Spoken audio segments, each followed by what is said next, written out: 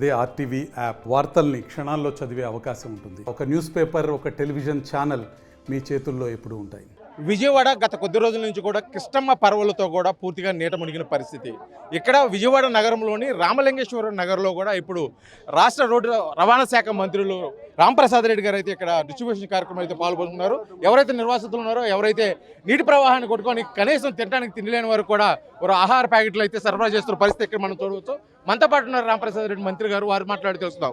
Sir, గత 2 రోజుల నుంచి అయితే రాష్ట్ర వ్యాప్తంగా కురిసిన వర్షాలు అయితే కృష్ణానది ఎగువ ప్రాంతాలకు కురిసిన వర్షాల నేపథ్యంలో ఇప్పుడు పూర్తిగా కూడా నీట మునిగిన పరిస్థితి. ప్రభుత్వం నుంచి ఎటువంటి సహాయ సహకారాలు అందుబోతున్నాయి? ముఖ్యంగా పెద్దలు ముఖ్యమంత్రి చంద్రబాబు నాయుడు గారు ముందు దృష్టితో ఈ యొక్క కష్టాలను కూడా ఆపారంటే అతిశయోక్తి లేదండి. ఎందుకంటే ఎక్కడెక్కడ వాటర్ డైవర్షన్ చేయాలంటే అక్కడ పైప్ లైన్లు పెట్టడం, మోటార్స్ పెట్టి వాటర్లు ఎవాక్యుయేట్ చేయడం జరిగింది. అలాగే ప్రజలు ఎక్కడ కష్టపడకుండా నిత్యావసర వస్తువులు అయితేనేం, పాలు అయితేనేం, వాళ్ళకి సంబంధించిన బియ్యం రేషన్ విషయంలో కూడా ప్రభుత్వం చర్యలు తీసుకుంటుంది. సుమారు 170 వార్డులలో విజయవాడలో స్పెషల్ ఆఫీసర్లను పెట్టడం, అలాగే మా క్యాబినెట్ అంతా ఇక్కడే ఉండి ఈ క్షేత్రస్థాయిలో ఇక్కడ అన్ని పర్యవేక్షణ చేయడం జరుగుతూ ఉందండి. మరోపక్క ప్రతిపక్ష హోదాలో ఉన్నటువంటి వైఎస్ జగన్మోహన్ రెడ్డి ఇది పూర్తిగా ప్రభుత్వ వైఫల్యం అని చెప్పేసి కూడా ఒక ఆరోపణలు చేస్తున్నారు. జగన్మోహన్ రెడ్డికి ఇంకా సిగ్గు లేదండి. ఎందుకంటే ఆయన 5 సంవత్సరాలు ప్రభుత్వంలో ఉన్నప్పుడు రైల్వే యాక్సిడెంట్ జరిగితే విమానంలో పోయి చూసి వచ్చినాడు, ఆయన హెలికాప్టర్లో పోయి. ఈరోజు చంద్రబాబు నాయుడు గారు 70 సంవత్సరాలు దాటినా కూడా వయసును కూడా లెక్క చేయకుండా ఈరోజు ఇక్కడికి వచ్చేసి ప్రతి ఒక్క ప్రాంతంలో పర్యటించి తగిన చర్యలు తీసుకోవడం జరుగుతూ ఉంది. జగన్మోహన్ రెడ్డి ఇప్పటికైనా సిగ్గు తెచ్చుకోవాలి. ఎందుకంటే ఈ రాష్ట్ర ప్రజలకు మంచి రోజులు వచ్చినా వాళ్ళు సంతోషంగా ఉన్నారు. ఇలాంటి ప్రకృతి వైపరీత్యాలను ఎవరు జయించలేం. ఒక మానవుల్లో దేవుడిగా వచ్చిన చంద్రబాబు నాయుడు గారే ఈ ఎట్లా కార్యక్రమాలు చేపట్టడం జరుగుతూ ఉందండి. అయితే ఇది పూర్తిగా కూడా మ్యాన్ బ్లేడ్ ఫ్లడ్స్ లాగా చూస్తున్నారు. ఇది పూర్తిగా కూడా అధికారుల నిర్లక్ష్యం. ఎవరైతే పాలకులు ఉన్నారో వాళ్ళు ముందస్తుగా హెచ్చరికలు జారీ చేయడం వల్ల కూడా ఇంత నష్టం జరిగింది. ప్రజలు కూడా చాలా ఇబ్బంది పడ్డారని చెప్పేసి వైఎస్ జగన్మోహన్ రెడ్డి చేస్తున్న ప్రధాన ఆరోపణ. ముమ్మాటికి ఇది తప్పండి. నేను కడప జిల్లా ప్రాంతం వాసిని. జగన్మోహన్ రెడ్డి గారు ముఖ్యమంత్రిగా ఉన్న రోజులో అన్నమయ్య ప్రాజెక్టు గేట్లు కొట్టుకొని పోయి ప్రాజెక్టే నీటిలో మునిగిపోయిన రోజుల్లో వందలాది మంది చనిపోవడం జరిగింది అక్కడ. అలాంటి రోజుల్లో అక్కడ నష్టపరిహారం ఇవ్వకుండా దొంగ దాంకొని తిరిగిన జగన్మోహన్ రెడ్డి అక్కడ ఈరోజు క్షేత్రస్థాయిలో ప్రజల దగ్గరకు వచ్చి ఎక్కడైతే మునిగిపోయిందో అక్కడికి వచ్చి చంద్రబాబు నాయుడు గారు ఆయనే పరీక్షించి సాయం చేయడం జరుగుతూ ఉంది. ముఖ్యంగా విజయవాడ పట్టణంలో సుమారు 170 వార్డులు ఉన్నాయి. 170 వార్డుల సెక్రటేరియట్లో స్పెషల్ ఆఫీసర్లు పెట్టడం, సుమారు 100 మంది ఐఏఎస్ ఆఫీసర్లు విజయవాడ సిటీలోనే ఉన్నారు.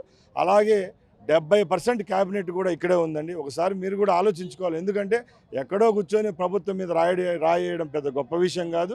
ప్రజలు ఈరోజు ఎంత మటుకు సంతృప్తిగా ఉన్నారంటే మేము వెళ్తుంటే పట్టణంలో తెలుస్తూ ఉంది.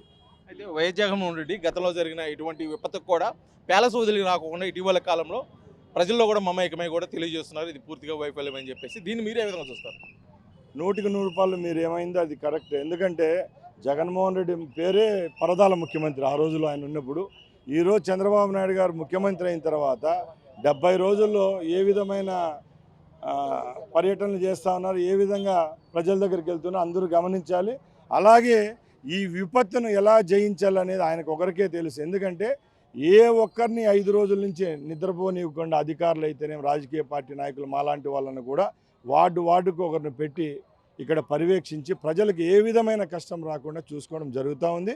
అలాగే ప్రభుత్వం తరఫున ఏవేవి కార్యక్రమాలు చేపడితే ప్రజలు సంతోషంగా ఉంటారో చేసేదానికి మా ప్రభుత్వం సిద్ధంగా ఉంది. అయితే మరి వాతావరణ శాఖ మరొకసారి తెలియజేస్తుంది, రానున్న కొద్ది రోజుల్లో రాష్ట్రంలో మరోసారి వర్షాలు పడే అవకాశం నేపథ్యంలో రాష్ట్ర ప్రభుత్వం, కూటమి ప్రభుత్వం నుంచి ముఖ్యంగా మీరు ఎటువంటి చర్యలు తీసుకున్నారు? ఈ సహాయ సహకారాలు మరికొన్ని రోజులు కొనసాగే అవకాశం ఉందా?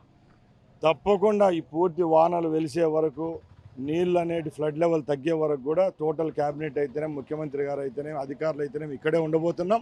తప్పకుండా మీరు అన్నట్టు 2-3 రోజుల్లో వర్షాలు కురిసినా కూడా జయించేదానికి మా ప్రభుత్వం సిద్ధంగా ఉంది. ఇది రాష్ట్రంలో నెలకొన్న పరిస్థితి కేవలం కూడా మానవ తప్పిదమేమీ లేదు. ఇది కేవలం వర్షాలు పట్టడం వల్ల, ఇది అనుకోని విధంగా వచ్చిన వరదల వల్లే. కానీ దీనికైతే పూర్తిగా రాష్ట్ర ప్రభుత్వం, అదేవిధంగా కేబినెట్ మంత్రులతో సహా పరిపాలకులు, అదేవిధంగా అధికారులు, శాసనసభ్యులతో సహా పూర్తిగా కూడా ప్రజల సౌలభ్యం కోసం అయితే మేము విజయవాడ నగరంలో ఉన్నాము. పూర్తిగా జనజీవనం పూర్తిగా సాధారణ స్థాయి వచ్చేంత వరకు కూడా మేమైతే ఇక్కడే ఉండి వారికి సేవలు అందిస్తాము.